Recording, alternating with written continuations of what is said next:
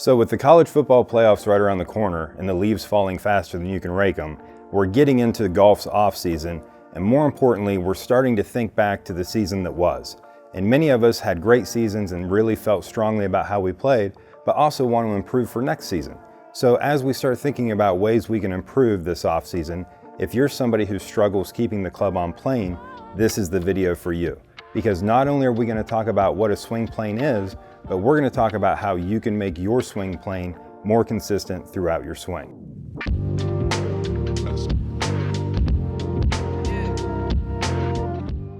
So we've all heard about the swing plane, and many of us are always taking video of our backswing and trying to make improvements to how we move the golf club back in our backswing. So one of the things that we think about when it comes to the swing plane generally is we think about this down the line perspective, and then we also think about the golf club and kind of the angle that the shaft makes relative to the ground, kind of at the top of the swing. And we generally think of that as kind of what the swing plane would be if we drew a line on the camera. So we've heard a lot of different examples of this throughout the years. And I think one of the most famous is going to be Mr. Hogan's five lessons, in which he talks about the plane and uses a sheet of glass to more or less describe where that plane is and how that plane looks. So when Mr. Hogan was talking about the plane, he was talking about a sheet of glass, and I think a lot of people reference that sheet of glass as in the golf club shaft stays on it the entire time. And that's one way to kind of view how the plane works. More recently, we've seen Dr. Kwan publish his research and talk more about a functional swing plane. And what Dr. Kwan is trying to define and describe is the fact that generally most golfers take the club back on a different plane than they bring the club through on. So some golfers tend to shallow the shaft more, some golfers tend to steepen the shaft more, and what Dr. Kwan is trying to reference there is the difference between the two, or what the functional swing plane would be. But what we're going to do in the next segment is actually talk about the three planes of rotation of the human being, and more importantly, how those three planes of motion contribute to where the golf club goes in time and space. So when we think of Mr. Hogan's 5 lessons and we think of the sheet of glass that we referenced earlier, I like that reference a lot because I really think it's helpful and closer to the actual definition of the plane. And when we talk about a plane, I think it's very easy to kind of mislabel certain motions of the golf swing as a planar movement, but when we talk about a plane, we have to consult our anatomy textbook and realize that the human body has 3 axes of rotation because the human body can move in 3 directions.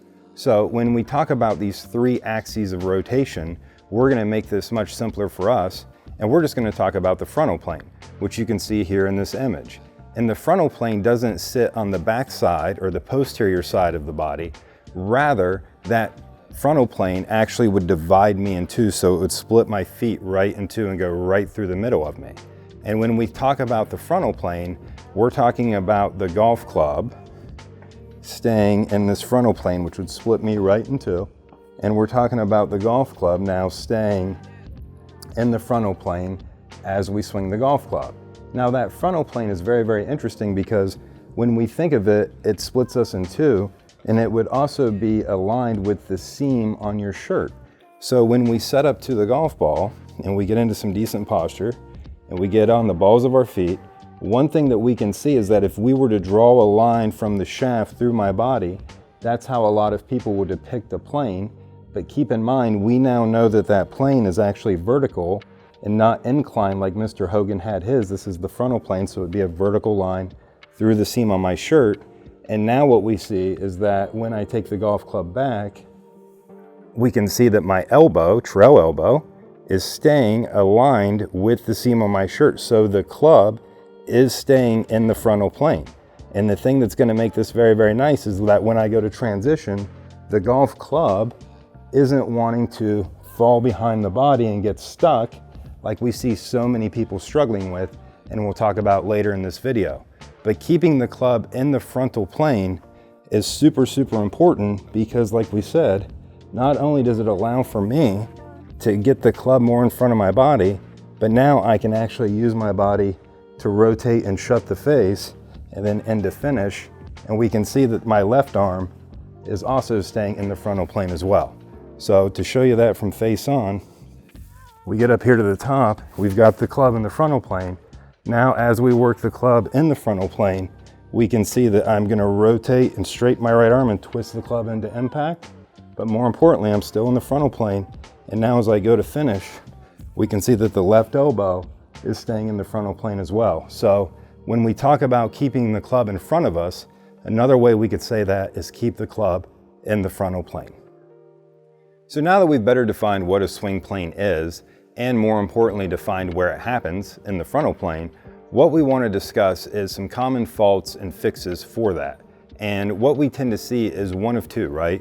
When we're talking about a swing plane, we tend to see a golfer that either gets the club way too inside and gets way too much forearm rotation and maybe a little too much flexion in the left wrist in the backswing.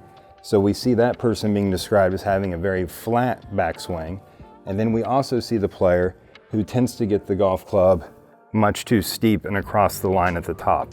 So we tend to see both styles of player, one being too steep, one being too shallow. So when it comes to the player that tends to get too much forearm rotation and kind of pulls the club to the inside, what we want to consider is we want to consider why they're doing this. And the biggest reason that the golfer tends to struggle with forearm rotation and getting the wrist setting way too inside and behind us, more in the transverse plane, what we tend to see is that they're trying to keep their left arm straight in the backswing. And when they try to keep their left arm straight, a lot of golfers will actually lock their left arm into some form of hyperextension. So when they lock that left arm, they try to push the left arm back and straight, and we can see that that's really pushing the handle pushing the handle away from my body. So as I keep my left arm straight, my hands move that way, and now to make the club move what feels like around me, now I have to get the forearm roll and the wrist set to try to move that club behind me. Unfortunately, that moves my right elbow behind my body, also working more into the transverse plane, and tends to make my golf swing too shallow and flat, which tends to cause a lot of problems when it comes to hitting the golf ball and moving low point forward. So for a lot of my friends out there that get too steep in the backswing, they don't quite do it the exact same way. So for a lot of our friends that tend to get a little too steep with the backswing, what we tend to see with them is they actually try to get the golf club moving up very, very quickly, okay? And what they're doing here is they're not really allowing the body to rotate and the arms to rotate. Rather, they're just using their wrist in a very radial extension kind of way, pulling the golf club towards them to make the golf club go up. And that's what tends to once again get the elbow moving more in the transverse plane and behind us, and makes it very difficult to take this very steep golf club and shallow it out without having to sacrifice the body in the process. So we can see that we have too shallow, we can see that we have too steep, but what we want to try to do is find a way to get this golf club more on plane. So the fantastic news is, like we said, we're trying to get better for next season, and we've now identified what a swing plane is, and maybe even identified whether you tend to be more shallow under the plane going back, or if you tend to be too steep going back. So if you have a better understanding for that, that's great, but even if you're not sure yet, we still have a drill that's going to help both sets of players. So our drill is pretty simple.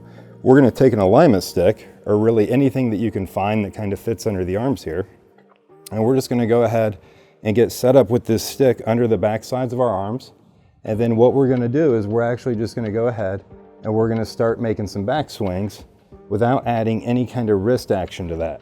So I'm just going to kind of try to keep the golf club more in front of me, and we can see that that's kind of allowing everything to kind of move more together. And now to make the rest of the backswing, we're just going to let the arms and the wrist kind of do a little bit.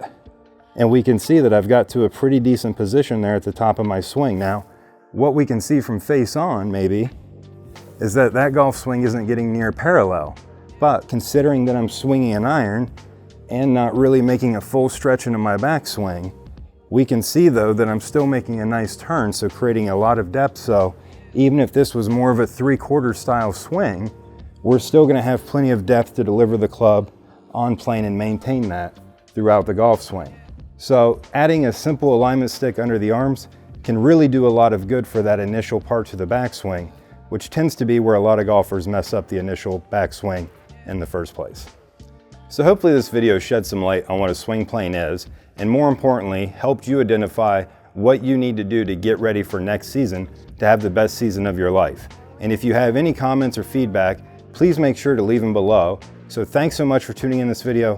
Make sure to hit subscribe, and until next time, keep grinding.